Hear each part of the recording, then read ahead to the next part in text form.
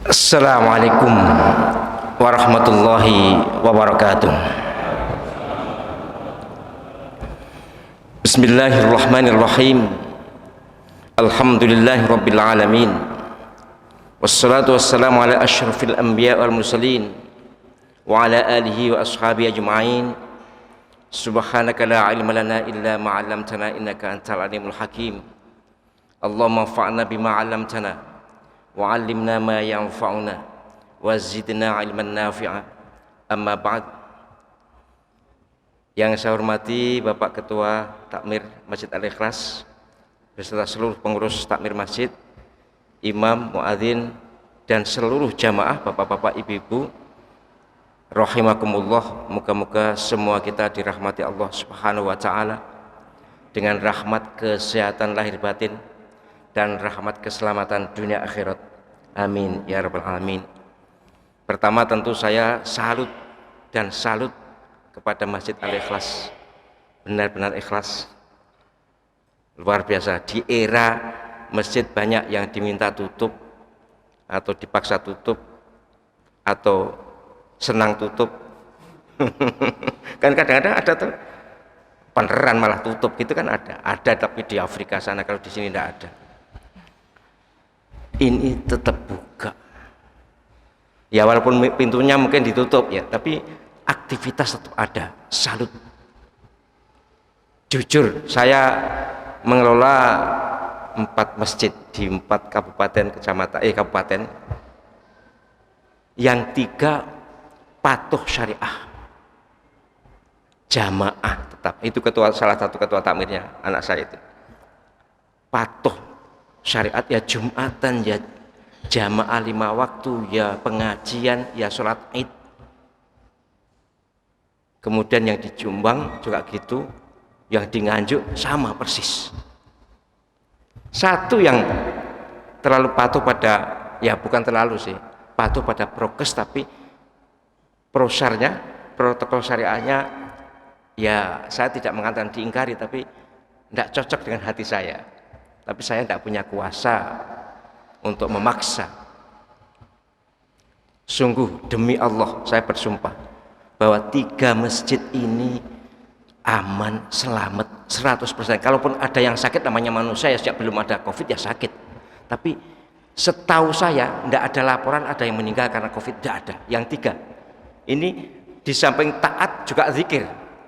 Saya sebut zikir COVID, monggo aja. Ini dari Nabi Muhammad SAW semuanya, tapi supaya ada daya tariknya. Zikir COVID itu rame, yang datang diajak zikir COVID itu seneng. Jiwanya terancam kok seneng zikir. 3-tiganya ini melaksanakan zikir COVID. Sungguh selamat 100%. Lah yang tadi yang naik sholat jarang-jarang, kemudian ya mungkin sebagian mau zikir, sebagian juga tidak. Itu setahu saya sebulan kemarin ada 4 yang kena COVID. Saya tidak nyukur nih, tidak mungkin lah saya nyukur nih, tapi saya bersyukur. Bersyukur bukan berarti nyukur nih lagi.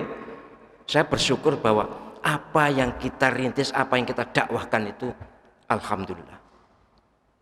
Karena penguasa segalanya Allah Subhanahu wa taala. Saya yakin penjenengan punya keyakinan yang sama. Jadi kita orang yang beriman harus punya sikap yang berbeda dengan orang yang tidak beriman atau imannya gantung keadaan.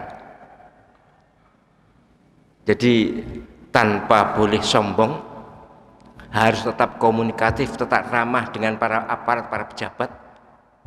Karena aparat dan pejabat itu juga ditugasi oleh atasannya, jadi kita tidak boleh kasar pada mereka. Kita nyantai aja, santun, tetap senyum.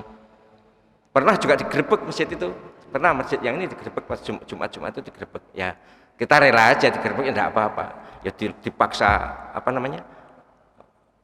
Bukan swab, sebelum swab itu apa namanya? Rapid ya, dirapid. Dipaksa, ditutup pintu masjid, pintu gerbang itu tutup, cegat polisi. Kami jamaah seluruhnya di rapid. Ya memang ada yang kena, dari 300 jamaah itu kira-kira 7 positif, langsung dibawa ambulan. Bayangkan, ambulan tok wis medeni kuwi. Gak ono apa-apa, nek ambulan wis medeni, dibawa ambulan, dijemput ambulan 7 orang, bawa. Akhirnya dicek apa gitu, alhamdulillah semua negatif, tidak ada yang kena. Ini saya sampaikan untuk apa sih? Untuk memperkuat iman dan imun kita supaya kita aman. Iman ini yang paling kokoh menjaga imunitas kita, keamanan kita.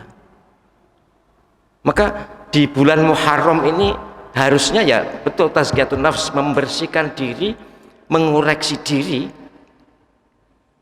Karena tazkiyatun nafs atau membersihkan diri itu langkah pertama ya koreksi diri, muhasabah, evaluasi. Di bulan Muharram ini harus kita jadikan momentum, kesempatan emas untuk bagaimana kita memperbaharui kondisi diri kita untuk menghadapi kehidupan ke depan. Sebenarnya ya bukan hanya Muharram, semua pergantian waktu harusnya menjadi momentum untuk kita. Tahun atau minggu atau ya pekan atau apa. Pergantian waktu adalah peringatan untuk kita bahwa kesempatan hidup ini berkurang. Tolong ini diingat bahwa pergantian waktu, apalagi tahun baru, itu jelas peringatan dini untuk kita bahwa jatah hidup kita berkurang. Lah kok tahun baru ura-ura itu ya salah. Tahun baru yang benar ya pengajian, zikir, muqarabah. Kalaupun tidak pokoknya jauh ura-ura malah kemudian nyumet kembang api. Wong umurnya sudah kok seneng-seneng iki piye? Ndak makul itu, ndak masuk akal. Jadi benar, pencucian diri itu, pembersihan diri ini harus dengan muhasabah, evaluasi, koreksi diri, ndelok awake dhewe-dhewe.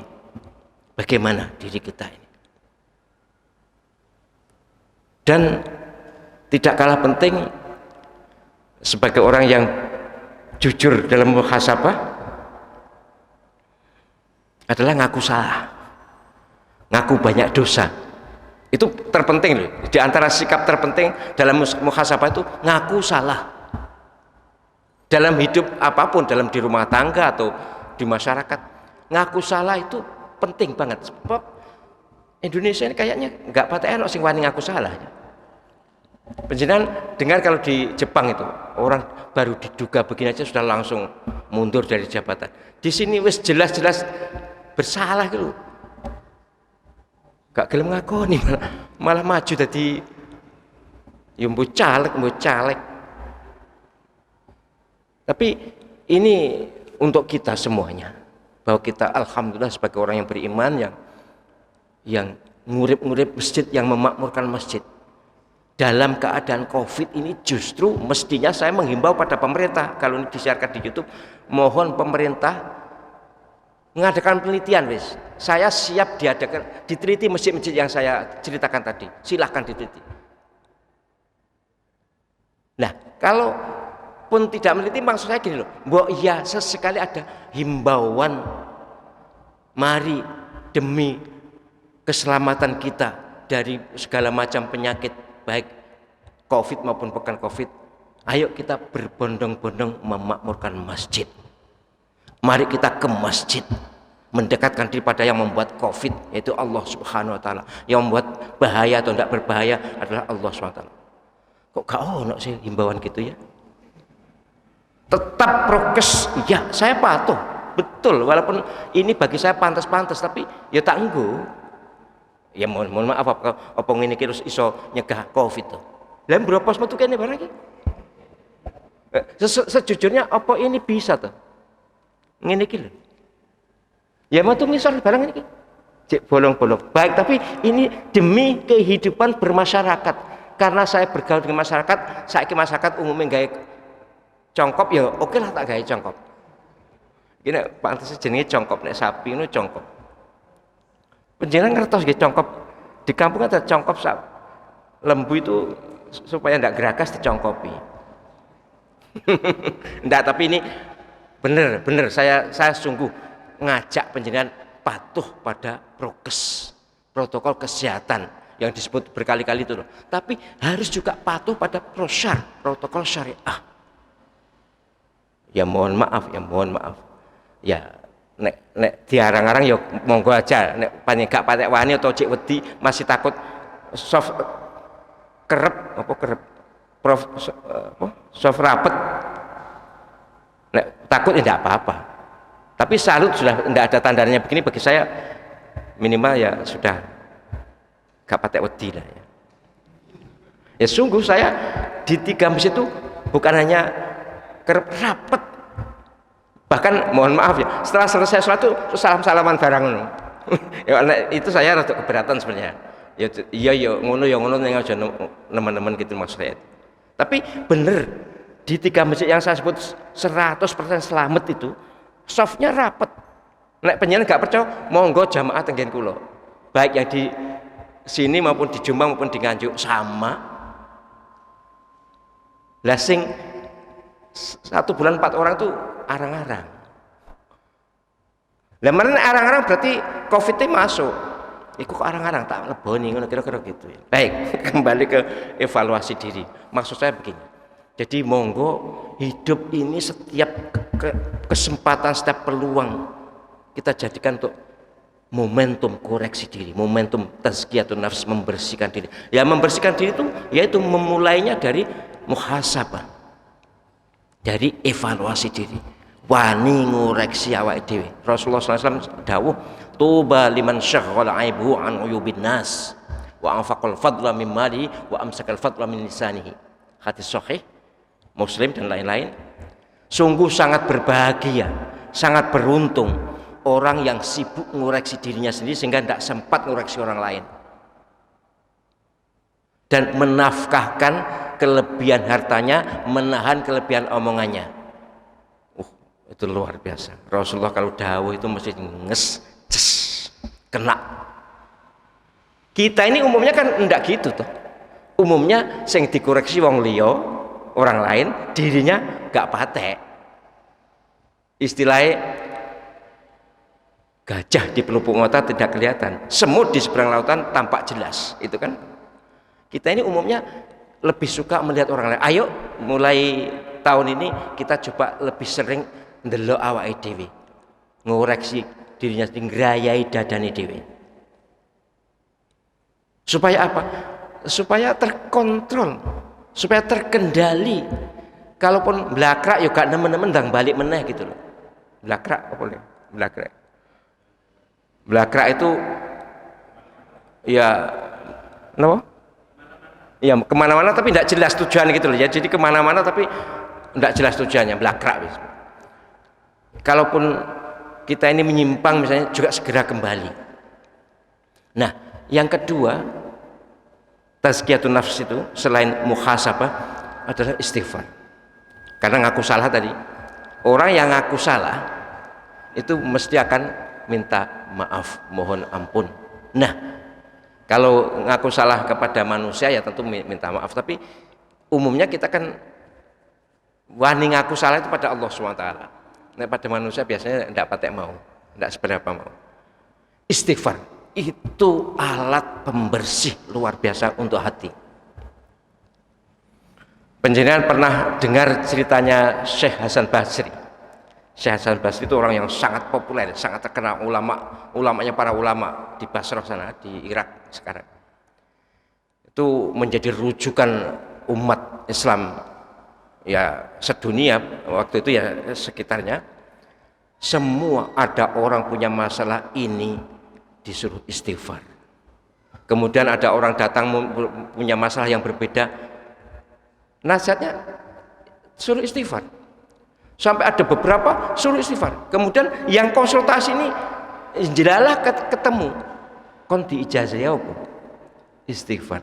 Sing sulit jodoh istighfar, sulit keturunan istighfar, sulit rezeki istighfar, ada masalah rumah tangga istighfar. Kuwabe kok istighfar. Jadi yang dinasihati tadi merasa diorangkan suruh istighfar, tapi ternyata setelah ketemu teman-temannya yang berbeda masalah, seluruhnya istighfar.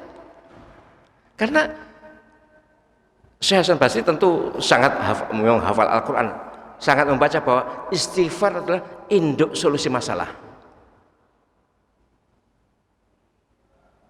Bahkan ya itu di surat Nuh ayat 10 sampai 12 tuh. Faqul tastaghfiru rabbakum innahu kana ghaffara yursilis samaa'a 'alaikum midrara wa yumdidukum bi amwali wa banin wa yaj'al lakum jannati wa anhar wa yaj'al lakum anhar. Jadi beristighfarlah, maka Allah akan memudahkan rezeki kalian, memberi keturunan kalian, membuat kebahagiaan kalian. Pokoknya intinya segala yang enak-enak itu pintunya dikunci oleh istighfar. Nek panjenengan punya istighfar banyak, kunci berarti pada karo membuka kunci masalah. Kunci masalah, penyelesaian masalah maksudnya. Jadi mari kita dawamkan, kita seringkan istighfar. Astagfirullahaladzim, kan buatan angel, ndak angel astagfirullahaladzim. Kalau bisa terucap ya bagus, tapi asal ikhlas. Kalau ndak bisa terucap ya sementara di hati. Tapi orang yang sudah biasa istighfar tentu akan dengan sangat mudah beristighfar tanpa malu, tanpa takut.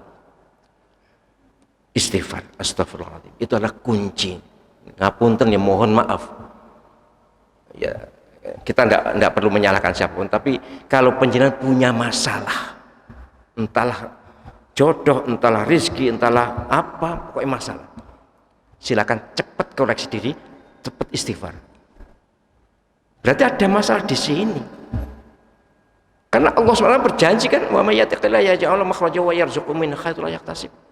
Siapa yang bertakwa kepada saya, maka akan saya beri jalan keluar segala masalahnya dan akan saya beri rezeki secara tak terduga. Nah, orang yang istighfar kan bersih diri, bersih hati, bersih dosa. Dan itu yang dicintai Allah Subhanahu wa taala. Dua. Yang ketiga, bagaimanapun ya kita ini orang bermasyarakat, sekali lagi Allah SWT menyatakan duribat alimadzilatu aynama thuqifu illa bihablim minallah wa hablim minan nas. Kita juga harus nengok diri kita, melihat bercermin tentang kemasyarakatan kita. Sungguh tidak bisa dipungkiri bahwa dalam hidup ini paling banyak penilaian pada kita itu adalah masyarakat sekitar kita, dan itu akan tercermin dari perlakuan mereka pada kita. Nggih ngapunten, mohon maaf ya, Nabi sallallahu alaihi wasallam dawuh pokoke enek wong gak disenengi tonggo, kalau banyak tonggone yang gak seneng berarti dia yang bermasalah. Jadi jangan kita merasa benar dewe kemudian apa orang lain salah. Kita coba lihat, ngaca pada diri sendiri bahwa dalam kehidupan bermasyarakat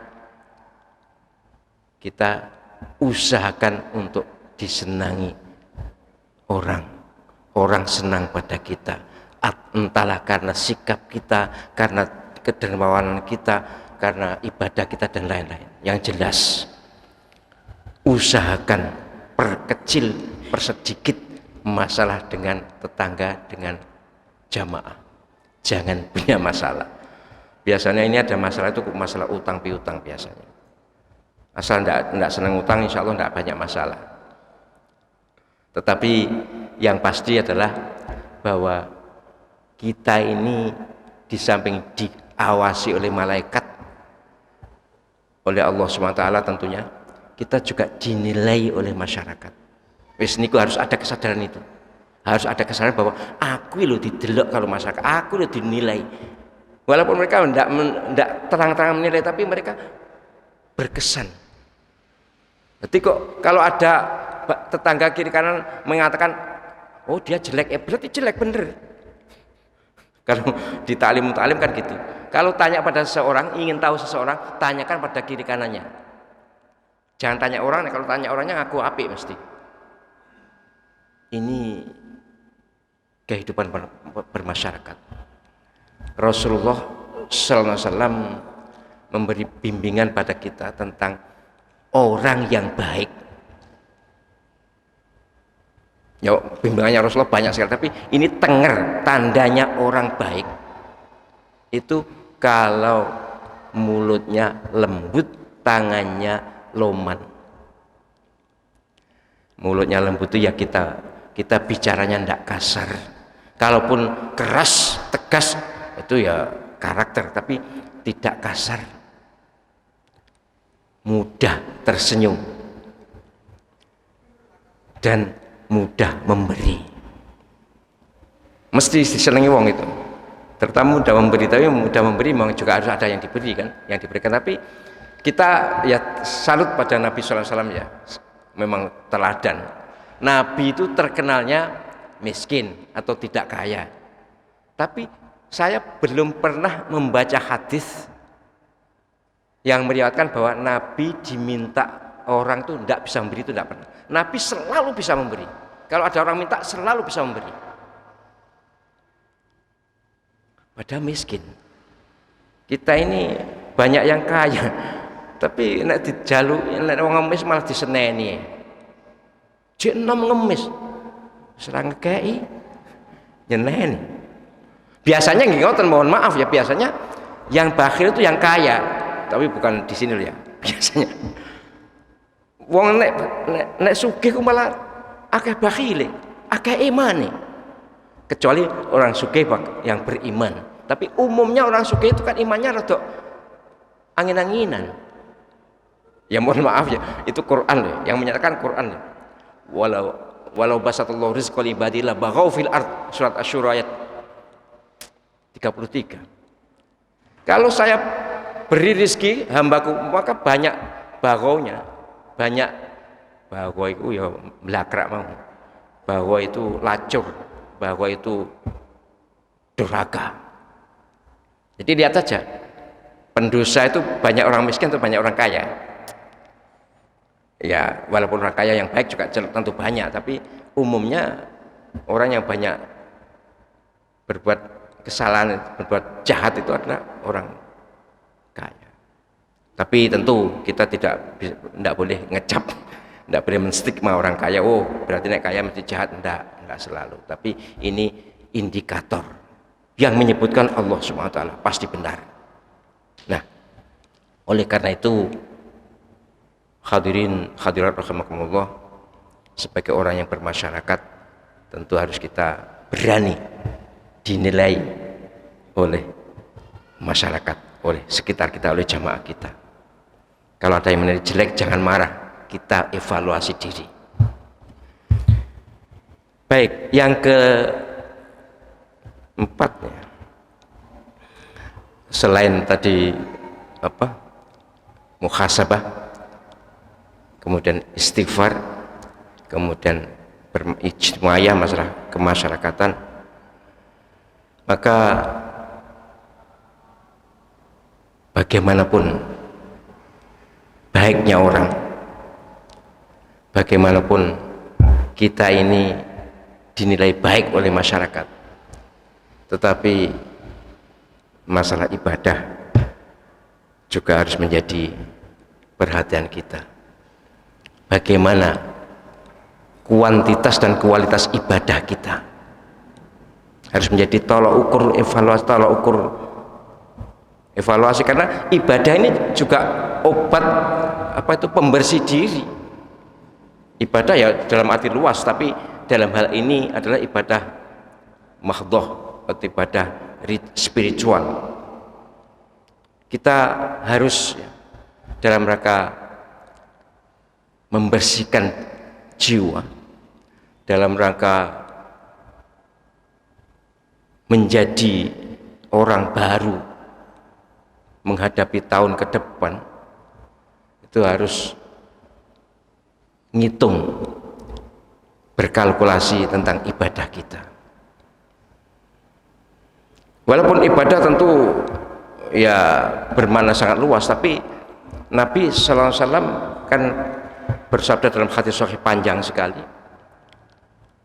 Maknanya begini, orang itu nanti di padang mahsyar dihitung amalnya dihitung, namanya hisab. Tapi itu baru kuantitas, baru besarannya, banyaknya. Kemudian setelah hisab langsung maju satu lagi, mizan, ditimbang. Nah itu kualitas. Maka Nabi menyatakan faman rojahat hasanatu ala sayyiatihi mithqala su'abatin dakhala jannah. Siapa yang timbangan amalnya, dosa dan pahalanya, ternyata setelah ditimbang menang atau berat pahalanya, selisihnya mithqala su'abatin, selisih satu telur kutu. Kutu itu kecil, telurnya jelas lebih kecil. Mithqala su'abah, sekecil telur kutu ini, maka dia masuk surga. Masuk surga, enggak neraka, enggak. Mengapa? Karena dosa-dosanya sudah dihapus oleh pahalanya. Innal hasanati yudhibinas sayyiat. Kebaikan itu menghapus dosa-dosa. Sudah dihapus, jik turah, jik lebih satu telur kutu tadi, mithqala su'abah. Inilah makna firman Allah, faman ya'mal mithqala dzarratin khairan yarah. Tapi sebaliknya yang lebih mengerikan, waman rajahat sayyi'atuhu ala hasanatihi mithqala su'abatin dakhalan nar. Siapa yang timbangan dosanya lebih berat dibanding pahalanya, selisihnya hanya setelur kutu, berat dosanya setelur kutu, maka neraka. Mengapa? Karena pahalanya habis untuk nebus dosa ini dan dosanya masih turah setelur kutu, neraka. Inilah makna firman Allah, wa may ya'mal mithqala dzarratin syarran yarah. Mengerikan. Oleh karena itu mari kita berkalkulasi, ngitung. Walaupun memang hitungan matematiknya memang menang amal baik ya, amal baik dilipatkan 10 kok. Amal jelek enggak dilipatkan. Tapi amal baik baru dihitung kalau ikhlas kan. Sementara amal jelek itu ikhlas tidak ikhlas tetap dihitung. Ini masalahnya. Tapi yang terpenting bagi saya mengingatkan kita semuanya, ayo pandai-pandai berkalkulasi tentang ibadah kita. Sebab gini loh ya, ibadah itu menjadi pintu masuknya setan. Maka hati-hati kalau sholat jarang-jarang itu juga bahaya itu. Kan Nabi yang bersabda, sholat berjarak itu jaraknya diberikan setan, itu hadisnya sahih loh, jangan dianggap. Kalau soal ngatur sholat bukan pemerintah, bukan satgas yang ngatur sholat, ya Nabi SAW. Jadi hitungan kita, kebaikan itu, coba penjenengan aja ngitung, ikhlasnya kalau tidak ikhlasnya kan dia ingin dipuji, ingin tahu orang, itu banyak mana ya. Sementara perbuatan jelek kita tidak usah mikir ikhlas tidak ikhlas sudah. Biasanya amal itu makin besar makin potensial tidak ikhlas, itu masalahnya. Jadi oleh karena itu kita harus menggunakan filsafat atau filosofinya tukang gawe amben, tukang gawe meja. Jadi tukang membuat bed, membuat meja itu kan tidak pernah niat buat longan. Niatnya buat amben, otomatis ada longannya, ada kolongnya. Itu. Jadi kita beramal aja sudah. Tidak usah cari pujian atau cari, ya lillahi ta'ala aja. Ini terpenting dalam hal bagaimana supaya diri ini bersih. Terakhir, Nabi SAW berpesan kepada Sayyidina Abbas, juga Anas bin Malik, para sahabat, doa sependek tapi itu sangat penting supaya kita terus konsisten istiqomah. Allahumma a'inni ala dzikrika wa syukrika wa husni ibadatik. Ya Allah, tolonglah kami untuk bisa selalu berzikir kepadamu, bersyukur kepadamu, dan beribadah dengan baik kepadamu.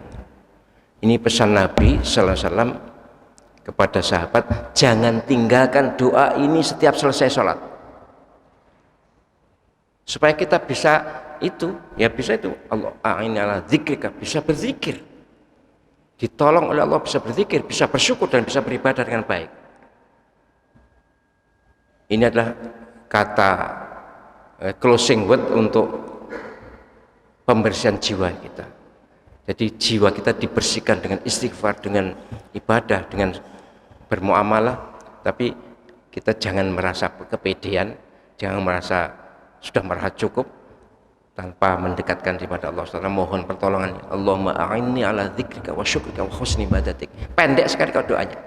Ya dzal jalali wal ikram, atau diiringi asmaul husna yang mana, monggo aja. Yang jelas Nabi juga menganjurkan kalau kita berdoa, dampingi, dukung dengan asmaul husna. Allah SWT juga berfirman, walillahil asmaul husna fad'uhu biha. Ini penting untuk menjadi sandaran kita, dasaran kita dalam melangkah apapun. Kita harus nyandar pada Allah Subhanahu wa taala. Moga-moga dengan demikian kita menjadi hamba-hamba yang ya makin baik, insya Allah ke depan ini makin baik, dan kemudian ujungnya kita selamat dunia ini dan selamat akhirat nanti. Amin ya rabbal alamin. Demikian yang bisa saya sajikan sebagai bahan evaluasi kita, bahan pembersihan diri kita, jiwa kita, supaya ke depan kita lebih baik. Monggo kalau memang ada yang bertanya, silahkan. Waalaikumsalam warahmatullahi wabarakatuh. Di dalam kitab satu Nggih. kita kan pernah sering melihat ada seperti ruang satu suluan. Oh iya. Iya. Jadi kan kita lihat tuh banyak ritual-ritual yang lebih cenderung ke sini. Tapi kalau kita ingatkan mereka melakukan kita itu, kamu itu bukan orang. Kamu jangan juga mengagungkan orang. Iya.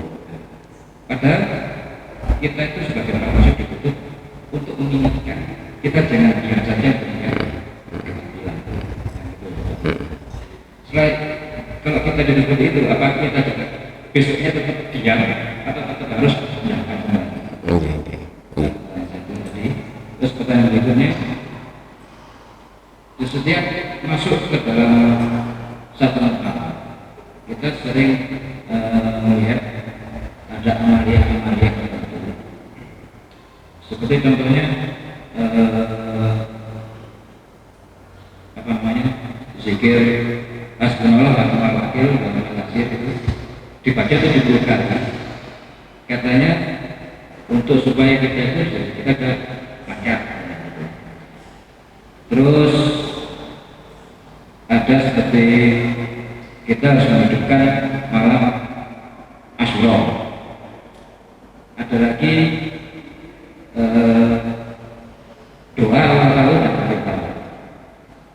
Dan amalan tersebut saya ingin tahu dasar dalilnya berikut statusnya itu kesehariannya gimana. Terima kasih. Assalamualaikum warahmatullahi wabarakatuh. Waalaikumsalam warahmatullahi wabarakatuh. Baik. Yang pertama soal amaliyah surowan. Itu memang kejawen sih. Harus kita tahu itu kejawen. Tapi kalau saya mohon maaf, saya hidup di kampung dulu. Saya tidak langsung nolak. Saya rukuni, saya ikut. Tapi kemudian saya ubah dikit. Alhamdulillah sekarang surowan ya seperti ini, ya memperingati Hijriah. Kemudian kalaupun ada konsumsi ya bagus saja, asal tidak ngotori masjid. Tapi tidak seperti dulu lagi. Itu di tempat baik yang di Sidoarjo maupun yang di Nganjuk sudah sama, sudah berubah total. Mohon maaf, saya menggunakan cara Wali Songo. Memang Wali Songo kan gitu, telung dinanan, pitung dinanan dan sebagainya itu didekati. Tapi kemudian mestinya waktunya kita mengubah, belum sempat mengubah, wis mati, wis wafat. Jadi intinya beginilah, mari dakwah kulturalnya Wali Songo itu digunakan. Sebab kalau orang diingatkan tuh orang punya gengsi. Kadang-kadang mungkin kerasa salah, tapi karena gengsi gak ngaku, malah balik. Jadi orang sekarang menasihati orang tidak selalu dengan lisan, tapi baiknya dengan perbuatan. diikuti aja, tidak usah langsung disalahkan, kita ikut menjadi orang di dalamnya. Saya banyak sekali mengubah kebiasaan di desa itu. Dulu kalau mau panen mesti ada dibawa ke sawah, kemudian di tiap pojok-pojok dikasih apa, waduh luar biasa. Malah mohon maaf, saya sempat jarak ya di kampung ya, namanya kampung, orang kampung serba biasanya kejawen gitu, selamatan orang mati itu, yang diselamat itu ya mbah kita, itu ada ayam ingkung utuh, kemudian pisang utuh, pokoknya semuanya serba istimewa zaman dulu ya, tapi sekarang moga-moga susah. Tapi itu serba bagus, serba istimewa. Itu saya tanya pada ibu saya, untuk apa itu? Untuk mbah. Tapi waktu itu saya masih kecil. Untuk mbah, karena orang-orang kenduren di depan itu ditaruh di kamar khusus itu. Mohon maaf ya, aku cilik gung balik, kalaupun balik masih kecil, tak jiko, saya curi ingkungnya, ayamnya saya ambil, kan besar, gak ada orang, saya bawa ke belakang, tak makan, gak entek, saya berikan teman saya, lalu cari endian ayam ini, paling dipangan mbah gitu.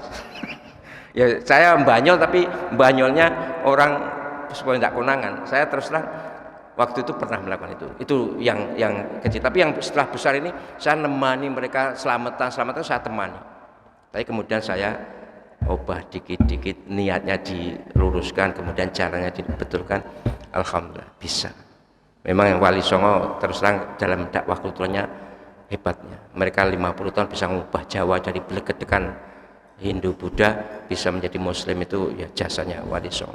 Nabi Muhammad malah lebih hebat lagi, 23 tahun bisa mengubah jahiliyah menjadi Islamiyah. Tapi juga Nabi Muhammad tidak langsung frontal, memang dalam hal-hal tertentu memang beliau tegas jelas, tapi dalam hal misalnya adaptasi haji, adaptasi ibadah, bukan ibadahnya, amaliyah, itu adaptasi. Beliau mengadaptasi, menyesuaikan keadaan, diikuti orang, tapi jelas asal tidak pelanggaran. Itu bedanya dengan kita. Kalau Nabi memang mampu begitu, kalau kita ya kesulitan untuk meniru total dakwahnya Nabi yang begitu hebat, cepat. Jadi kalau amalia-amalia tidak ada, malah ada sholat 10 Muharram kan, 4 rakaat, pahalanya dihapus dosa 50 tahun. Tidak ada dasarnya. Apalagi kemudian ya kalau surahan ya puasa Asyura itu yang paling recommended, itu puasa sunnah tertinggi, Nabi tidak pernah meninggalkan. Kalau puasa Arafah Nabi pernah 1 kali tidak puasa Arafah, tapi kalau puasa Asyura maka para ulama sepakat bahwa puasa sunnah tertinggi Asyura kemudian Arafah, tapi ada yang menyatakan Arafah kemudian Asyura, ya 2 puasa ini itu aja. Kalau amal-amalan yang lain-lain misalnya hasbunallahu wa ni'mal wakil 70 kali, rezekinya mudah, yang kok gak mudah kok nyalani Gusti Allah. Ya bahwa membaca hasbunallahu wa ni'mal wakil, oh yes banget, itu doanya Nabi Ibrahim dibakar nggak kebakar, itu yang dibaca hasbunallahu wa ni'mal wakil ni'mal maula wa ni'man nasir. Itu hadis Nabi, bahwa ya ayat Quran jelas, tapi Nabi SAW menyatakan bahwa Nabi Ibrahim ketika dibakar itu yang dibaca apa? Hasbunallahu wa ni'mal wakil. Tapi kalau di 70 ya dasarnya apa? Ya pokoknya baca hasbunallah bagus terus kenai. Enggak harus malam syuro, ya pokoknya kapan aja itu bagus, akan memudahkan jalan hidup kita karena kita seleh, nyerah, nyandar pada Allah SWT. Tapi kalau dibatasi malam ini kemudian jumlahnya 70, ya saya tidak ikut merekomendasikan. Saya hanya ikut menganjurkan, mengajak, ayo kita banyak-banyak baca hasbunallah. Salah satu zikir Covid ya hasbunallah wa ni'mal wakil, itu salah satunya. Ada 5 unsur, 5 zikir dari Nabi semuanya. 1 Bismillahirrahmanirrahim la yadurru ma'asmihi syai'un fil ardi wala fis sama'i wa huwas samiul alim. Yang kedua hasbunallah wa ni'mal wakil ni'mal maula wa ni'man nasir, doanya Ibrahim. Yang ketiga la ilaha illa anta subhanaka inni kuntu minadz dzalimin, itu doanya Nabi Yunus ketika dalam perut ikan. Maka penyanyi misalnya agak sesak nafas langsung baca itu aja. Ya tafaulan, bukan apa, tapi itu jelas pernah dipraktikkan Nabi Yunus dan dianjurkan oleh Nabi SAW. Kemudian sholawat, kemudian la haula wala quwwata illa billah. Ini aja. Itu luar biasa. Alhamdulillah. Kemudian ya doa awal dan akhir tahun. Kalau berdoa sih boleh aja. Tapi kalau menganjurkan harus berdoa ini ya enggak ada hadisnya, enggak ada, itu ulama ya. Tapi berdoa ya enggak salah.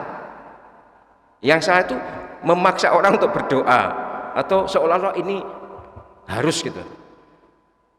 Nah doa itu apa punya terserah, punya ngarang sendiri juga boleh kok. Doa itu ngarang sendiri boleh, kecuali dalam sholat. Kalau dalam sholat ya memang harus sama dengan doanya Nabi. Tapi kalau di luar sholat kan, ya Allah ampuni dosa kami tahun lalu, ya Allah bimbinglah kami tahun depan, boleh. Menggunakan doanya yang diajarkan para ulama ini boleh, asal tidak ada kesan bahwa seolah-olah ini adalah syariat. Memang di fotokopi dipersebarkan kan, di YouTube juga ada. Baik, doa itu baik, tapi jangan mengharuskan orang untuk berdoa seolah-olah ada syariat doa awal tahun, syariat doa akhir tahun. Sampai hari ini saya belum ketemu dalilnya, tidak ada hadisnya. Itu baik, tapi ya mustahab, asal dengan ikhlas, dengan rela hati.